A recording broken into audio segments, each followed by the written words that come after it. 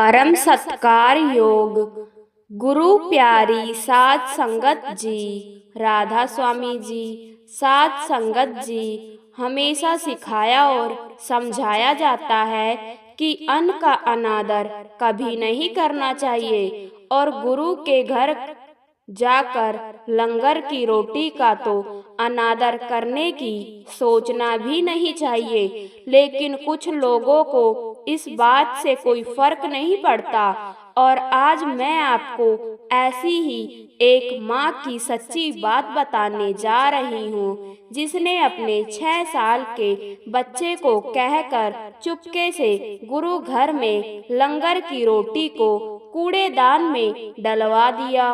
उस बीबी ने सोचा कि अगर ऐसा करते कोई देख भी लेगा तो वह यह समझेगा कि बच्चे ने नासमझी में ऐसा किया है। लेकिन इस बीबी को यह नहीं पता था कि ऐसा करने का अंजाम उसे खुद तो भुगतना ही पड़ेगा, लेकिन उसके साथ साथ इसका अंजाम उसके बच्चे को भी भुगतना पड़ेगा। अहमदाबाद की रहने वाली इस बीबी की शादी तो एक सत्संगी परिवार में हो गई थी, लेकिन यह कभी सत्संगी बन नहीं पाई थी। इसके मायके वाले बहुत अमीर थे और जिस वजह से इसका पालन पोषण एक अमीर माहौल में हुआ था और इस बीबी में बहुत ज्यादा घमंड और नखरे थे। इसके मायके वाले देवी देवताओं को मानते थे, तो इसका रुझान भी शुरू से ही देवी देवताओं की तरफ था।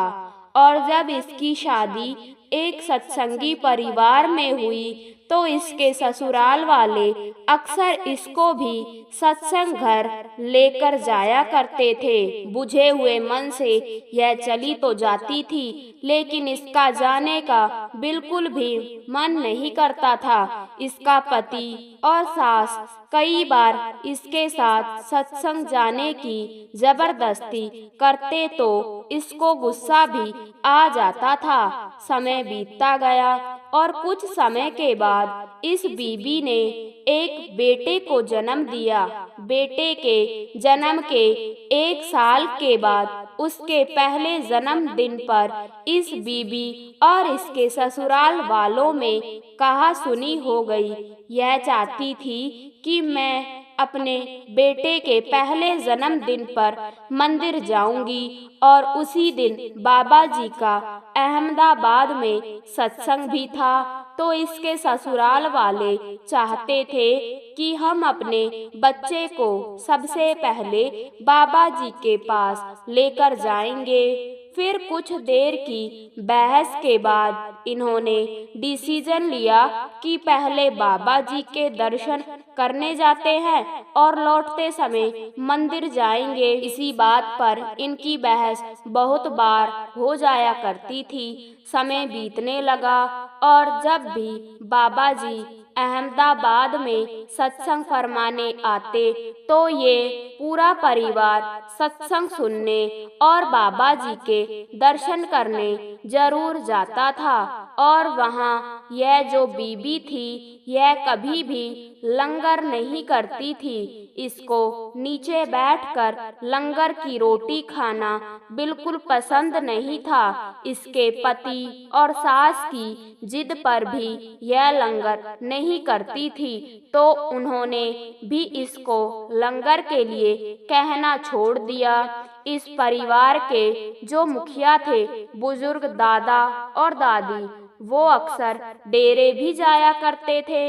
एक बार जब इनका बच्चा 6 साल का हो गया तो बाबा जी के दर्शन करने के लिए यह सब सत्संग घर गए और वहाँ सबने बाबा जी के ओपनकार दर्शन किए। और उसके बाद जब सारे लंगर के लिए जा रहे थे तो इस बीबी का बच्चा अपने पापा के साथ चल रहा था। वह भी अपने पापा के साथ लंगर घर में बैठ गया। जब इस बीबी ने देखा कि मेरा बच्चा भी लंगर के लिए बैठ गया है, तो यह भी अपने बच्चे के साथ आकर बैठ गई। और जब सबने इसको वहां बैठते देखा तो सब खुश हो गए और सब कहने लगे कि यह तो बड़ी अच्छी बात है कि आज तू भी लंगर करने के लिए हमारे साथ बैठ गई। तो इस बीबी ने कुछ ज्यादा रिएक्ट नहीं किया और चुपचाप बैठी रही। कुछ देर में सेवादार लंगर बरताने लग गए और जब इस बीबी की थाली में रोटी और दाल डाली गई तो इसने लंगर की रोटी देखकर मुंह बना लिया और एक दो टुकड़े खाने के बाद सबकी नजर से बचकर रोटी को अपने पास छुपा लिया, क्योंकि इससे वह रोटी खाई नहीं जा रही थी। और इसके बाद इस बीबी ने अपने बच्चे को भी रोटी खाने से मना कर दिया और बच्चे को कहने लगी कि चल मैं तुझे पिज्जा खिलाकर लाती हूँ। बच्चा छोटा था तो उसने भी रोटी खानी बंद कर दी और अपनी माँ के साथ उठ खड़ा हुआ। यह देखकर बच्चे की दादी को बड़ा ही अजीब लगा। फिर बच्चे की दादी ने बच्चे की थाली में पड़ी रोटी उठाई और सेवादारों से दूसरी रोटी लेने की बजाय वही खा ली।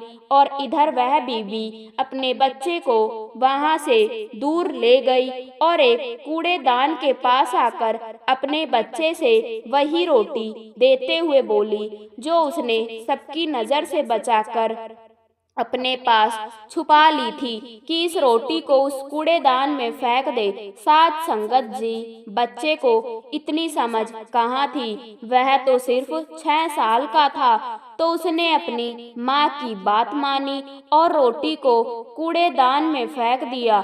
और इसके बाद यह बीबी वहां से उस जगह पहुंच गई जहां इनकी कार खड़ी थी। कुछ देर के बाद घर के बाकी लोग भी वहां आ गए और अपने घर के लिए निकल पड़े।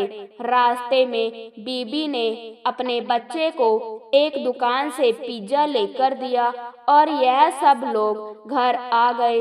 बीबी को लगा कि रोटी को कूड़ेदान में फेंकते हुए उसको किसी ने नहीं देखा, लेकिन वह बाबा जी की पावर को नहीं जानती थी। उसके लिए तो बाबा जी एक आम इंसान है। उसको कहाँ पता था कि बाबा जी सब कुछ देख रहे हैं। अभी इस बात को कुछ दिन बीते ही थे कि इस बीबी की तबीयत खराब हो गई और डॉक्टर को दिखाया गया, लेकिन किसी को कुछ समझ में नहीं आया कि इसको क्या हुआ है।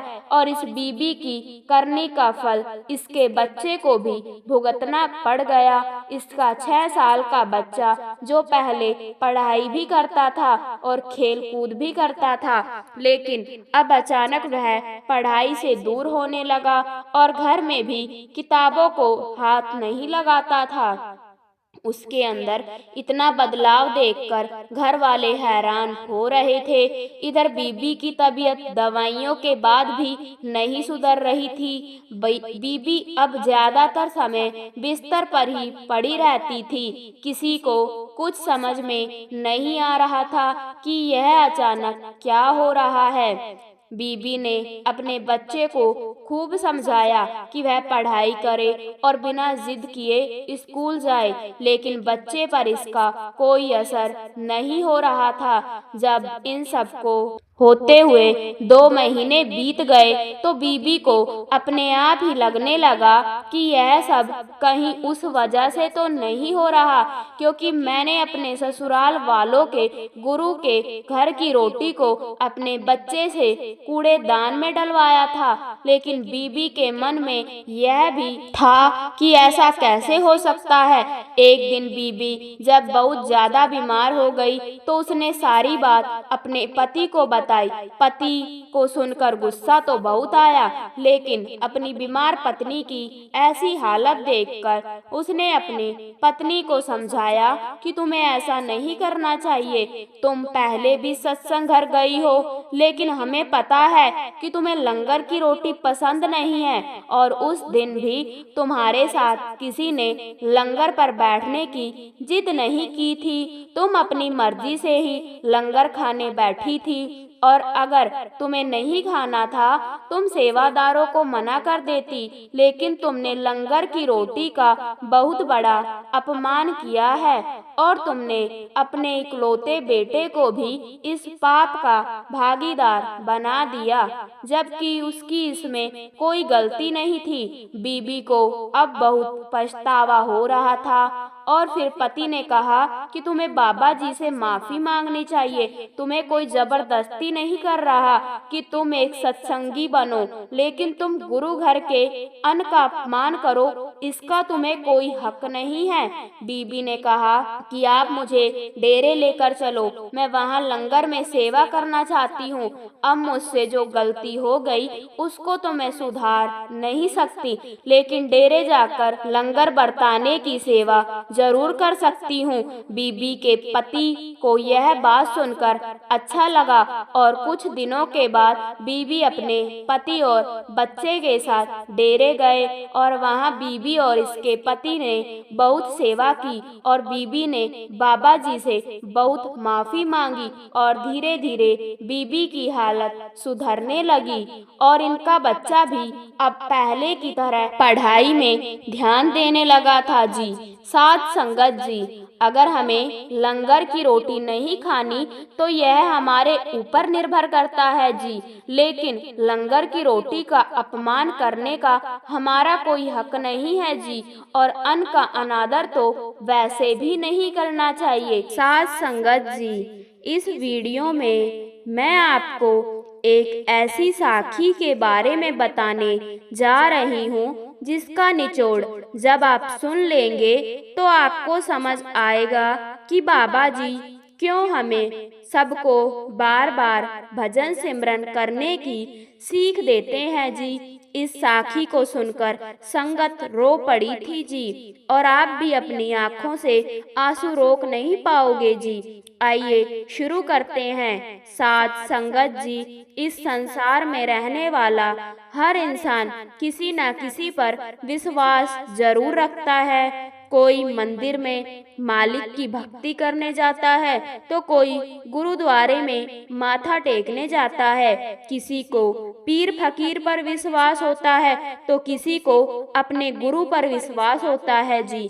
जब भी कठिनाइयाँ या मुश्किल की घड़ी जीवन में आती है तो हर एक इंसान सबसे पहले उसी को याद करता है जिस पर उसको पूर्ण रूप से विश्वास होता है जी।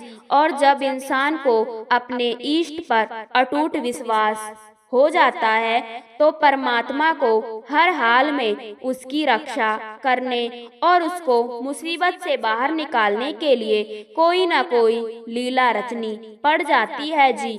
आज जो मैं आपको सुनाने जा रही हूँ उसको सुन लेने के बाद आपका अपने इष्ट पर विश्वास दुगना हो जाएगा जी, और अपने अंदर बड़ी से बड़ी मुसीबत से लड़ने की शक्ति आ जाएगी जी, और मुसीबत देखकर आप बिल्कुल भी नहीं घबराएंगे जी। साध संगत जी, सबसे पहले तो हमें एक बात कभी नहीं भूलनी चाहिए कि इस संसार में जन्म लेने वाला हर जीव यहाँ अपने कर्मों को भोगने के लिए आता है। यहाँ हमें हमेशा नहीं रहना है। कर्मों को भोगकर हम सबको यहाँ से चले जाना होता है। हमारे सामने ही कितने जीव इस संसार को छोड़कर जा चुके हैं जी, और जब जीव कर्म भोगने के लिए संसार में आता है तो यह लाजमी है कि जीवन में दुख और मुसीबतें भी आएगी, और मुसीबत आने पर अक्सर इंसान घबरा जाता है जी। आज की यह साखी एक 5 साल के बच्चे की अपने इष्ट पर विश्वास की ऐसी साखी है जी कि बच्चे के विश्वास ने उसको न सिर्फ मौत के मुंह से बचाया बल्कि भिखारी से राजा भी बना दिया जी। संगत जी, एक नगर में एक बहुत ही अमीर सेठ रहा करता था। उसके पास महल जैसा घर, नौकर, धन संपत्ति सब कुछ था, लेकिन कमी थी तो एक औलाद की। सेठ और सेठानी की कोई औलाद नहीं थी। सेठ के महल में एक बहुत बड़ा मंदिर था और सेठ हर रोज उस मंदिर में अपने इष्ट की पूजा अर्चना किया करता था। और सेठ ने मंदिर में एक पहुँचे हुए पुजारी को भी नियुक्त कर रखा था जी। पुजारी ने अपनी विद्या से सेठ को तरह तरह के टोटके करने को कहा जी, लेकिन सेठ के घर औलाद ना हो सकी। सेठ और सेठानी की अब उम्र होती जा रही थी और उन्हें एक ही बात की चिंता थी कि उनके बाद उनके इतने बड़े साम्राज्य को कौन संभालेगा। सेठ बड़ा ही दयालु किस्म का इंसान था। सेठ अपने नगर में रहने वाले लोगों की बहुत मदद किया करता था। गरीब लोगों के लिए उसके महल में 24 घंटे लंगर चला करते थे। नगरवासी भी सेठ को बहुत सम्मान करते थे। सेठ और सेठानी ने औलाद प्राप्ति के लिए हर जगह माथा टेका, लेकिन कहीं से कोई लाभ ना हुआ। एक बार सेठ को उसके एक खास आदमी ने एक बहुत ही पहुँचे हुए अघोरी के बारे में बताया। उसने कहा कि उस अघोरी के दर से आज तक कोई खाली नहीं लौटा है। आपने हर जगह माथा टेक कर देख लिया है, एक बार उस अघोरी की कुटिया में भी माथा टेको, क्या पता आपके घर औलाद हो जाए। सेठ और सेठानी ने सोचा कि जब हर जगह हो आए हैं तो अघोरी की कुटिया में ही हो आते हैं। सेठ के आदमी ने बताया कि अघोरी ने अपनी कुटिया नगर के बाहर बनी पहाड़ी के ऊपर बनाई हुई है और अघोरी वहीं अपनी साधना करता है। सेठ और सेठानी उसी दिन पहाड़ी पर पहुंच गए और अघोरी के आगे माथा टेक कर अपनी समस्या बताने लगे। अघोरी इतना ज्यादा पहुंचा हुआ था कि उसने समस्या सुनने से पहले ही उसका हल बता दिया। अघोरी कहने लगा कि आपके घर संतान प्राप्ति हो सकती है, लेकिन उसके लिए आपको एक बच्चे की बलि देनी होगी। यह सुनते ही सेठ और सेठानी घबरा गए। अघोरी से कहने लगे कि अपनी औलाद के लिए हम किसी दूसरे की औलाद की बलि कभी नहीं दे सकते। सेठानी की आंखों से आंसू बह निकले और वह कहने लगी कि मैं सारी उम्र बिना औलाद के रह लूंगी, लेकिन यह पाप कभी नहीं होने दूंगी। सेठ ने भी सेठानी की बात सुनकर यही बात दोहरा दी। अघोरी कहने लगा कि इसके अलावा दूसरा कोई रास्ता होता तो मैं आपको जरूर बता देता, लेकिन सिर्फ एक यही रास्ता है जिससे आपके घर संतान हो सकती है। सेठ और सेठानी ने अघोरी को मना कर दिया और वहां से लौट आए। महल में आने के बाद सेठ के जो खास आदमी थे वह सब पूछने लगे कि अघोरी ने क्या उपाय बताया, तो सेठ जी ने सारा हाल बता दिया। सेठ के आदमियों ने सेठ को एक उपाय बताया। सेठ के आदमी कहने लगे कि सेठ जी, अगर आप नगर में ऐलान करवा दो कि अगर कोई माँ बाप अपने बच्चे की अपनी और बच्चे की मर्जी से बलि देना चाहते हैं तो हम उसको 1000 सोने के सिक्के देंगे। अगर आपके ऐलान के बाद कोई अपनी मर्जी से इस बात के लिए मान गया तो आपको पाप नहीं लगेगा और आपके घर संतान की प्राप्ति भी हो जाएगी। सेठ कहने लगा कि लेकिन 1000 सोने के सिक्कों के लिए कोई भला अपनी संतान की हत्या क्यों होने देगा। तो सेठ के आदमियों ने समझाया कि सेठ जी, इस नगर में इतनी गरीबी है कि कोई न कोई ऐलान सुनकर जरूर तैयार हो जाएगा। आप बस हाँ कीजिए, हम ऐलान करवाने की तैयारी करवा देते हैं। सेठ को कुछ समझ ही नहीं आ रहा था। सेठ ना हाँ कर पा रहा था और ना ही ना कर पा रहा था। सेठ के आदमियों ने जबरदस्ती सेठ के मुंह से ऐलान करवाने की हाँ भरवा ली और नगर में ऐलान करवा दिया। नगर में जिसने भी यह ऐलान सुना, कोई अपने बच्चे की बलि के लिए तैयार ना हुआ। लेकिन नगर में एक बहुत ही गरीब परिवार रहा करता था। उस परिवार में कुल 5 बच्चे थे। 5 में से जो 4 बच्चे थे वह तो अपने माता पिता के साथ खूब मेहनत करते, मजदूरी किया करते थे, लेकिन जो उनका सबसे छोटा बेटा था वह किसी काम में हाथ नहीं बटाता था। उस बच्चे का उसी नगर में रहने वाले एक पहुँचे हुए गुरु के आश्रम में अक्सर आना जाना हुआ करता था। बच्चा हर समय ध्यान में बैठा रहता था। माँ बाप और बाकी के भाई बहन जब मजदूरी कर रहे होते थे तो बच्चा एक साथ बैठकर अपने गुरु के सिखाए तरीके से भक्ति करने बैठ जाया करता था। माँ बाप उसकी इस चीज से बड़े ही परेशान थे और अक्सर उस गुरु को भी कोसते थे जिसने उनके बच्चे को यह सब सिखा दिया था। बच्चे का मन ना तो किसी काम में लगता था और ना खेल कूद में। वह हर समय साधना में बैठा रहता था। माँ बाप ने सोचा कि 1000 सोने के सिक्के मिल रहे हैं, क्यों ना हम इसी की बलि दिलवा दें। 1000 सोने के सिक्के मिल गए तो हमारा तो जीवन ही बदल जाएगा और इस गरीबी से एक पल में छुटकारा मिल जाएगा। तो माँ बाप ने आपस में सलाह करके सेठ के महल में अपना संदेश भिजवा दिया कि वह इस काम के लिए तैयार हैं। जब सेठ को पता लगा तो उसको खुशी के साथ घबराहट भी होने लगी, क्योंकि सेठ बड़ा ही भक्ति भावना वाला और दयालु इंसान था। लेकिन अब ऐलान सेठ ने करवाया था तो बच्चे के पिता को महल में बुलवाया गया और उससे सारी बात हो जाने के बाद अघोरी के पास संदेश भिजवाया गया।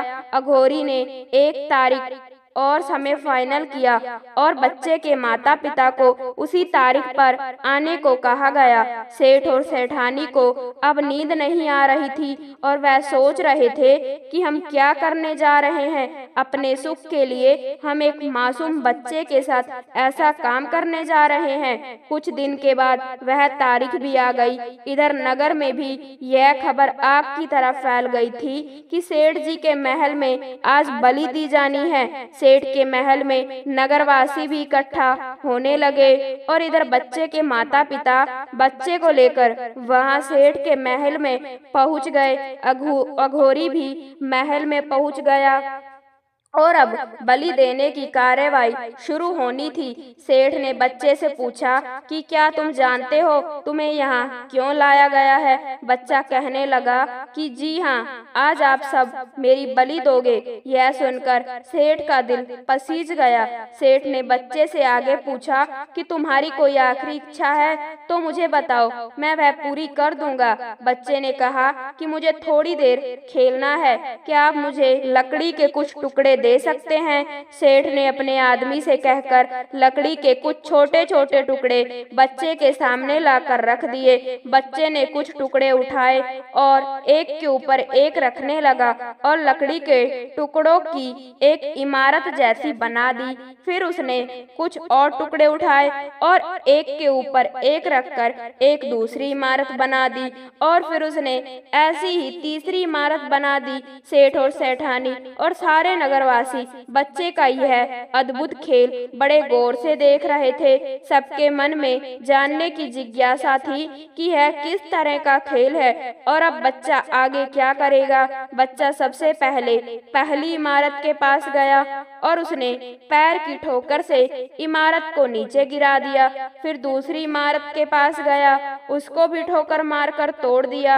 अब बारी आई तीसरी इमारत की। सबको लगा बच्चा इस इमारत के साथ भी वही करेगा जो उसने पहले 2 इमारत के साथ किया, लेकिन तीसरी इमारत को बच्चे ने गिराने की बजाय उसको अपने गले से लगा लिया और 2 से 3 मिनट तक गले से लगाए रखा और इसके बाद बच्चा कहने लगा कि जी अब मैं तैयार हूँ। सेठ और सेठानी कहने लगे कि बेटा यह कौन सा खेल था, हमने तो ऐसा खेल पहले कभी नहीं देखा और तुमने पहले 2 इमारतों को गिरा दिया, लेकिन तीसरी इमारत को तुमने गले से लगा लिया। इसका क्या मतलब है? और तीसरी इमारत को गले लगाते समय तुम कुछ बोल भी रहे थे। मुझे जानना है कि इसका क्या मतलब हुआ। साथ संगत जी, बच्चे ने इस खेल के बारे में जब बताया तो वहाँ सबकी नजरें शर्म से झुक गई। और इसके बाद जो हुआ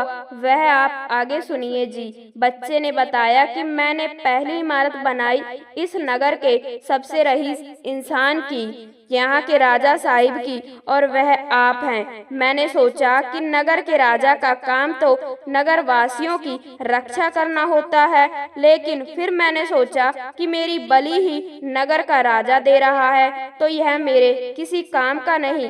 इसलिए मैंने आपके नाम की इमारत को गिरा दिया और फिर मैंने दूसरी इमारत बनाई थी। यह थी नगर वासियों की और मेरे माँ बाप की। मेरे माँ बाप ही मेरी बलि देने में मुझे यहाँ लेकर आए हैं, और यह नगरवासी मेरी बलि का तमाशा देखने अपना सब काम काज छोड़कर यहाँ आ गए। मुझे बचाने की बजाय यहाँ मजे लूटने आ गए। इसलिए मैंने दूसरी इमारत भी गिरा दी, और तीसरी इमारत है मेरे सतगुरु की, जिन्होंने मुझे मालिक से जुड़ना सिखाया, मुझे भक्ति करनी सिखाई। मैं अपने गुरु के गले लग गया, क्योंकि मुझे यकीन है कि इस संसार में जब मैं जाऊंगा तो मेरे गुरु ही मुझे लेने आएंगे और मुझे मालिक के घर छोड़ आएंगे। सिर्फ यही एक रिश्ता सच्चा है। मैंने अपने गुरु से लिपटकर उनसे कहा है कि हे मेरे सतगुरु, मैं इस संसार से अब जा रहा हूँ। मुझे यकीन है कि आप ही मुझे लेने आओगे, इसलिए मैं आपका शुक्र करता हूँ। आपसे मेरा रिश्ता मेरे शरीर के दायरे से बाहर जाने पर भी वैसे ही रहेगा जैसा आज है।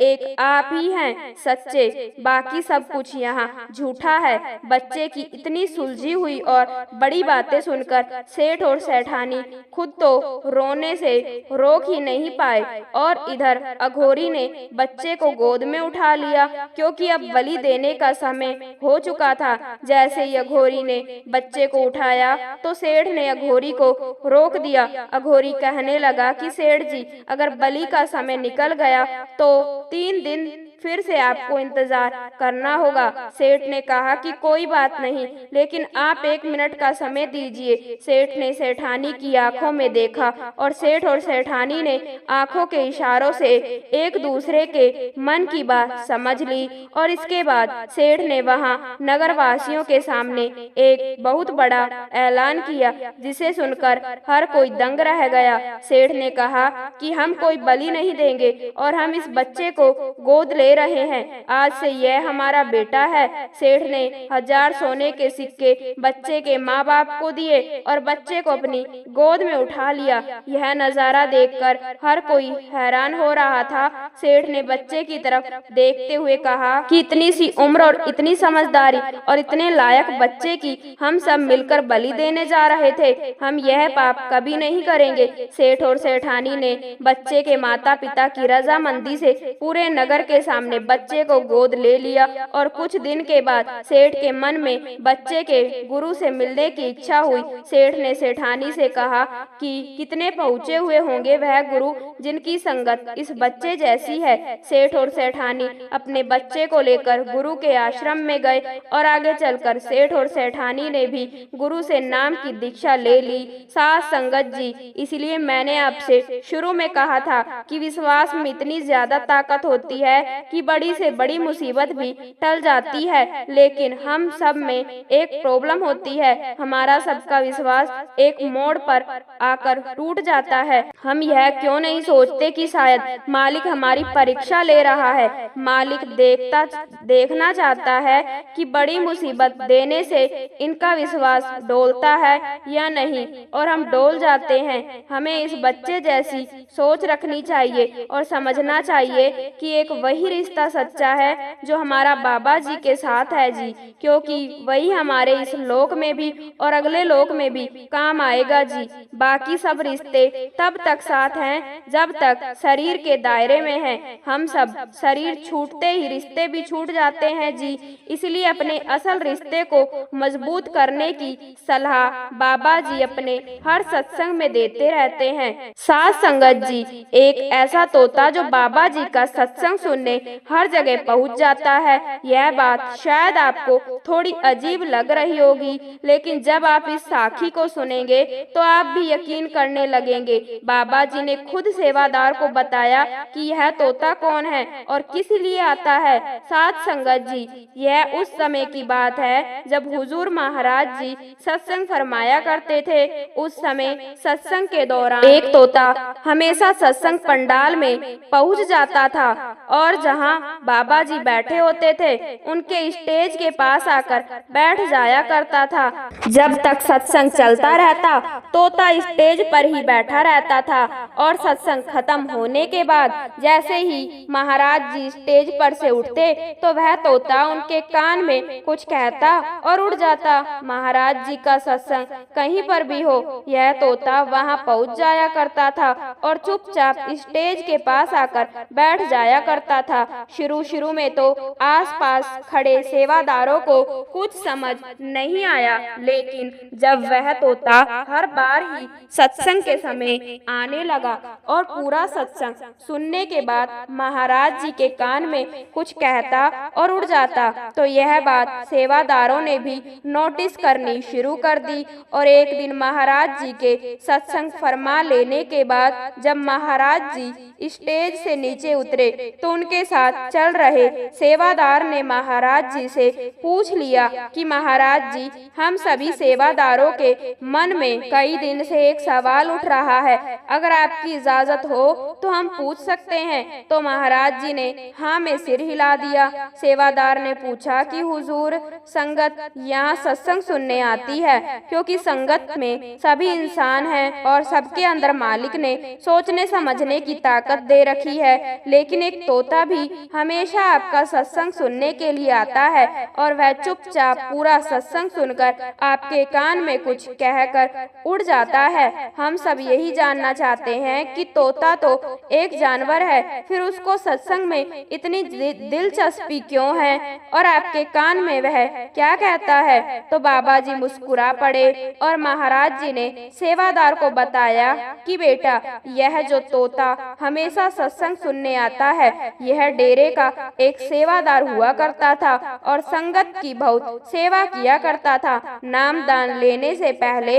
इसके कुछ ऐसे कर्म थे जिसका इसको भी पछतावा होता था और यह मुझे कहा करता था कि महाराज जी, अब पीछे मैं जो कुछ भी कर आया हूँ उसको तो मैं नहीं बदल सकता, लेकिन भजन सिमरन करके मैं अपने कर्मों का बोझ हल्का जरूर करना चाहता हूँ, इसलिए आप मुझे नाम दान की बख्शिश कर दीजिए। तो मैंने इसको नाम दान दे दिया। फिर आगे हुजूर जी ने कहा कि नाम दान इसलिए लिया जाता है कि हम मालिक की भजन बंदगी करके अपने कर्मों का हिसाब इसी जन्म में पूरा कर ले और यहाँ से मुक्त होकर मालिक में लीन हो जाएं। इसने नाम दान तो ले लिया लेकिन कदर नहीं की, यह सिर्फ बाहरी सेवा को ही रूहानियत समझकर बैठ गया था और जब भी यह मुझसे मिलने आता तो कह देता कि महाराज जी, अभी मेरे बच्चे छोटे हैं, पहले तो वह बड़े हो जाएं, उसके बाद तो मेरे पास टाइम ही टाइम हो, उसके बाद भजन सिमरन ही तो करना है। फिर जब इसके बच्चे बड़े हो गए तो मैंने इसको कहा कि अब तो तेरे बच्चे भी बड़े हो गए हैं, तो यह कहने लगा कि बस महाराज जी, बच्चों को कारोबार दे दिया है, अब बच्चों के लिए रिश्ता देख रहा हूँ, शादी होते ही मैं अपनी जिम्मेदारी से मुक्त हो जाऊंगा और उसके बाद आराम से भजन सिमरन करूंगा। फिर कुछ समय के बाद इसके बच्चों की भी शादी हो गई। तो एक बार यह मुझसे मिला तो मैंने फिर पूछा कि भाई, अब तो तेरी सारी जिम्मेदारियां खत्म हो गई हैं। तो यह कहने लगता है कि बस महाराज जी, थोड़ा सा समय और लूंगा, बच्चे अभी मेरे कारोबार को ठीक से संभाल नहीं पाते, अभी इन्हें इतनी समझ नहीं है, जब यह बाप बन जाएंगे तो इन्हें आटे दाल का भाव पता लग जाएगा और यह मेरे कारोबार की कदर करेंगे। तो मैंने इसको कहा कि जैसी तेरी मर्जी भाई। फिर मुझे पता लगा कि उसके बच्चों के बच्चे भी हो गए। एक दिन मैं उससे फिर मिला तो उसने अपने पोते को गोद में उठा रखा था और पोते के साथ खेल रहा था। तो मैंने पूछा, अब तो तेरे पोते भी हो गए और बच्चे भी समझदार हो गए, तो यह कह देता है कि महाराज जी अभी कहाँ, आप तो देख ही रहे हो अपने पोतों को मुझे ही संभालना पड़ता है। बच्चे तो कारोबार में ही इतने बिजी हैं कि उनके पास टाइम कहाँ है और बहू को घर का काम करना पड़ता है। बस यह स्कूल जाने लायक हो जाए उसके बाद तो मैं बिल्कुल फ्री हूँ। मैंने कहा कि नाम दान की कदर कर ले भाई, वही आगे साथ निभाएंगे। फिर एक दिन मुझे पता चला कि उस सेवादार को दिल का दौरा पड़ गया है और उसकी मृत्यु हो गई है। अगले जन्म में मालिक ने उसको बेल बनाकर वापस भेज दिया और अपने ही खेतों में कई साल इसने हल जोते। इसके खुद के बेटे और पोते इसको हल के साथ बांधकर खेतों में काम करवाते थे। उस समय यह मुझे याद करता था कि मुझे यहाँ से ले जाओ, मुझे मुक्ति दे दो, लेकिन ऐसे मांगने से मुक्ति कहाँ मिलती है। बेल की जूनी में यह बूढ़ा हो गया और इसके बच्चों और पोतों ने इसको मरने के लिए जंगल में छोड़ दिया, क्योंकि बूढ़ा बेल अब उनके किसी काम का नहीं था। जंगल में पड़े अपने आखिरी दिनों में यह बस मुझे बुलाता रहता था और एक दिन इसकी मौत हो गई और अब इसको तोते की जूनी में भेज दिया गया, क्योंकि इसका शुरू से लगाव डेरे के साथ रहा है। तो यह उड़कर डेरे आ जाता है और सत्संग सुनकर मुझे कान में कहता है, अब तो मैंने बहुत कुछ भोग लिया है, अब तो मुझे मुक्ति दे दो। अब यह तो इसको लगता है कि इसने बहुत कुछ भोग लिया है, इसके पिछले जो कर्म रहे हैं वह इतने भारी थे कि इसको अभी बहुत कुछ भोगना पड़ेगा और उसके बाद इसको फिर से इंसान का जामा मिलेगा, जिससे कि यह अपनी भजन बंदगी को पूरा कर सके। उसके बाद ही यह इस संसार से मुक्त हो सकेगा, क्योंकि कर्मों का हिसाब तो अटल है। कर्मों को सिर्फ भजन बंदगी करके खत्म किया जा सकता है, दूसरा कोई जरिया नहीं है। अगर हम यह सोचकर बैठे कि नदी में नहाने से या कहीं माथा टेकने से हमें मुक्ति मिल जाएगी, तो यह हमारा सबसे बड़ा वहम है। इतनी आसानी से इस जेल खाने से आजादी मिल जाती तो हर कोई इस रास्ते को अपना लेता। पुराने समय में आए आर्षि मुनियों को इतनी कठिन तपस्या करने की कोई जरूरत न पड़ती। हुजूर महाराज जी की सारी बातें सुनकर सेवादार की आंखें खुली और वह कहने लगा कि महाराज जी मेरा भी हाल इस तोते जैसा ही है, मुझे भी भजन सिमरन पर नहीं बैठा जाता। तो हुजूर जी ने समझाया कि बेटा इस इंसानी जामे को बेकार मत जाने दो, बड़े मुश्किल से मिला है यह जनाब इंसानी जामा ही इस जेल खाने से छूटने का एक रास्ता है। पीछे जो समय चला गया उसको भूलकर अब जो हाथ में है उस समय को संभाल लेंगे तो कभी तोता या बैल बनने की जरूरत नहीं पड़ेगी। नाम दान देकर सतगुरु जी की जिम्मेदारी उठा लेते हैं। इसका मतलब यह नहीं कि जीव कद्र ही ना करे और सोचकर बैठ जाए कि सतगुरु अपने आप संभाल लेंगे।